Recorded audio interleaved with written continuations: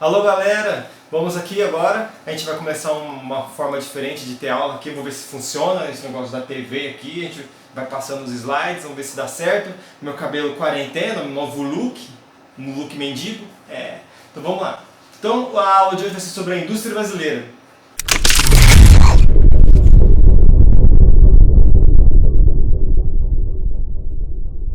Então hoje a gente vai ver na aula a indústria no período colonial, né, de 1500 até 1822, a indústria no Império, depois do período colonial, a indústria de estruturação do Brasil, que foi de 20 até 50, e depois a gente vai terminar com os 50 anos em 5, com o plano de metas do Estudo Kubitschek, até a década de 70, para o vídeo não ficar muito longo, então a gente vai ficar nessa parte, aí semana que vem a gente volta com o resto da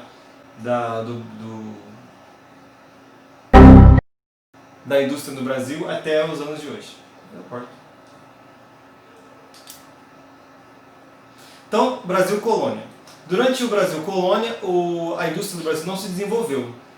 Por quê? Porque o Portugal tinha comércio com a Inglaterra e não queria que o Brasil acabasse desenvolvendo uma indústria e com isso criando vínculos com a Inglaterra e assim vendendo para a Inglaterra e acabar separando de Portugal. Então Portugal fazia comércio com a Inglaterra e o Brasil somente vendia para Portugal. Não vendia, né? Vendia, mas não era bem um comércio. A gente produzia e eles vinham aqui e pegavam o que era importante para desenvolver lá na indústria deles. O Brasil era só para subsistência e primeiro setor, que era só para extração mineral e vegetal, somente para isso. Durante esse período, o Brasil então tinha muita indústria de cana-de-açúcar, né? Cana lá, que tinha os engenhos de cana, a indústria, as máquinas eram a maior parte, acho que quase 100%, era por tração humana, eram as pessoas que faziam a tração da máquina, não tinha energia, não tinha nada, era tudo por tração humana. Então começou com a cana, o maior produto brasileiro da época, que tinha cana, vendia para o mundo inteiro. Depois veio o café, lá depois no final dos anos de 1800 começou a grande expansão do café. Não, no início dos anos 800 começou a grande expansão do café no Brasil. Com o fim da escravidão, né, em 1888, o Brasil acabou com a escravidão. E aí a indústria começou a crescer. E aí a mão de obra não era mais escrava, porque os donos das indústrias não queriam colocar para trabalhar na sua empresa uma pessoa que ele tinha de graça. Então ele começou a pegar a mão de obra europeia, que tinha uma grande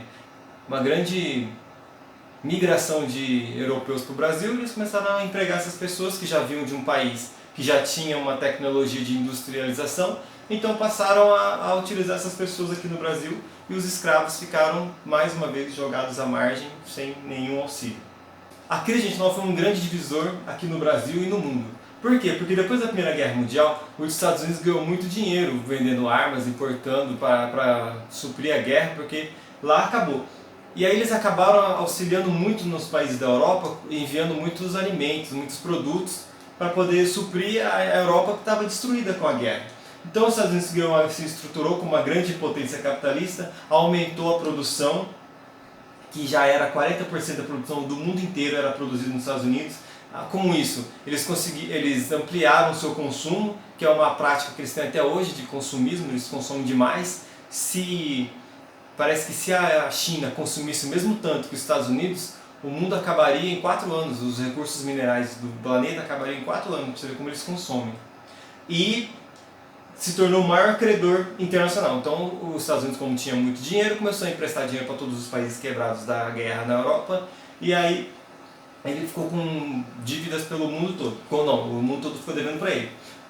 Com a crise de 1929, teve grandes consequências para os Estados Unidos. Porque a Europa parou de comprar, né, porque estava devastada, e os Estados Unidos produziu demais, não tinha para quem vender, lotou, não tinha mais um mercado consumidor do produto, e acabou quebrando a Bolsa de Valores em 24 de outubro de 1929, que foi a Quinta-feira Negra. Como consequência, tivemos muito desemprego, falência de 30 mil empresas e 4 mil bancos, teve a queda de exportação com a Europa, que era o seu maior comprador, teve muitas demissões, prejuízos, teve muitas empresas quebrando, muitas pessoas até se matando com isso. A crise no Brasil. Como os Estados Unidos era o maior importador de café do Brasil e o café era a maior produção brasileira, então o Brasil sentiu muito nessa época. E aí o país se endividou para tentar manter os produtos aqui circulando. Aí os cafeicultores investiram na indústria, teve muito desemprego, muita subnutrição. Para segurar o valor do café, o Brasil resolveu queimar várias toneladas de sacas de café para poder não ter muito produto e assim não baixar o valor. Então a gente conseguiu manter um valor, apesar do país inteiro ter ficado endividado, mas as empresas, os cafeicultores nem tanto. O Getúlio Vargas.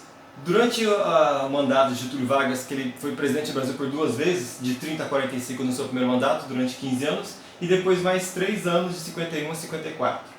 Nesse mandato, ele começou a investir muito na infraestrutura do país, ele não, né, o governo todo, começou a investir muito na infraestrutura do país. Então, como os Estados Unidos não estavam produzindo tanto, teve menos importação. O Brasil começou a comprar menos dos Estados Unidos, da Europa, que estava quebrada. Então, com isso, começou a diminuir a competição com os produtos do Brasil, com os produtos nacionais começaram a ficar mais valorizados, uma vez que não tinha mais o mercado internacional para competir. Então, ele resolveu investir na infraestrutura para que esses produtos ficassem cada vez mais baratos e as empresas ficassem maiores. Então, ele criou em 41, durante seu governo, que foi criado em 41, a Companhia Siderúrgica Nacional, que preparava todo o ferro, o aço, toda a infraestrutura para se produzir uma empresa. A Vale, que era a captadora de recursos minerais para a produção de fábricas, indústrias, rodovias, toda a infraestrutura necessária para que fosse construído qualquer coisa no país. E por fim a Petrobras, que era a grande fonte de energia na época, né? Tudo era à base de petróleo, de diesel, então era necessário uma empresa que não tirasse do Brasil a necessidade de comprar energia, né? Comprar petróleo de outros países.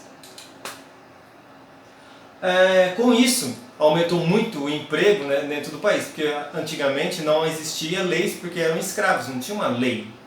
A lei era só de propriedade, você é proprietário daquela pessoa e aí você pede, obriga, manda, faz o que você quiser com ela.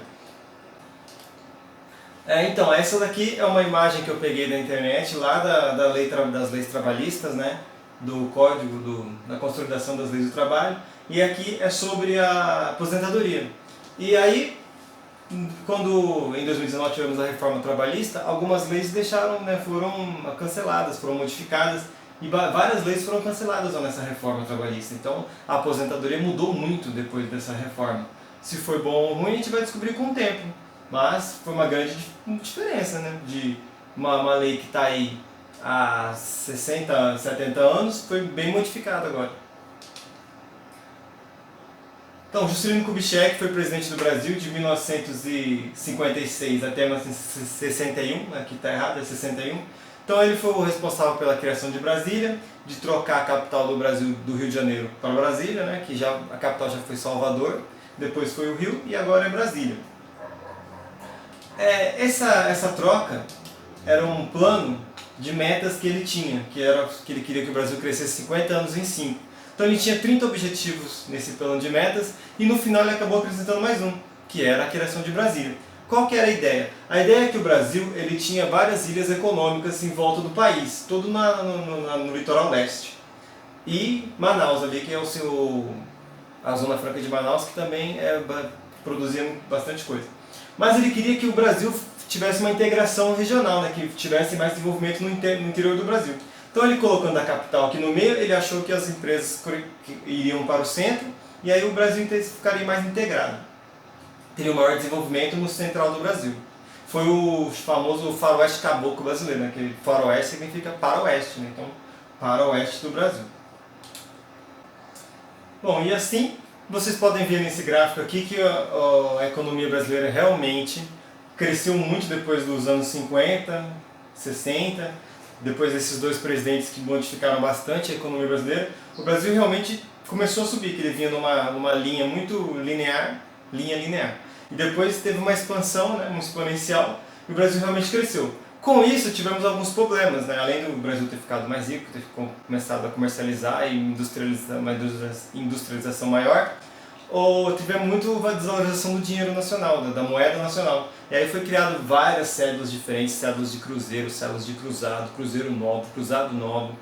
E aí tudo desvalorizou, a inflação super alta, crescendo a cada dia mais, assim, um produto num dia custava um valor, no outro dia já era 100 vezes aquele valor, já era dobro daquele valor, até muito mais.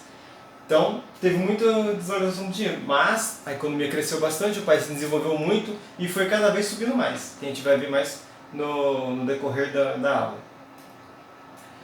Muito obrigado então, o vídeo encerra aqui para não ficar muito longo, porque vocês vão ter que fazer um questionário, claramente. Então tem essas slides para vocês poderem ver, volta um pouquinho, volta, passa, pausa. O bom disso é que aí o professor pode pausar, né, durante a aula. Já que a gente está no YouTube, deixa aquele joinha. Tchau, tchau!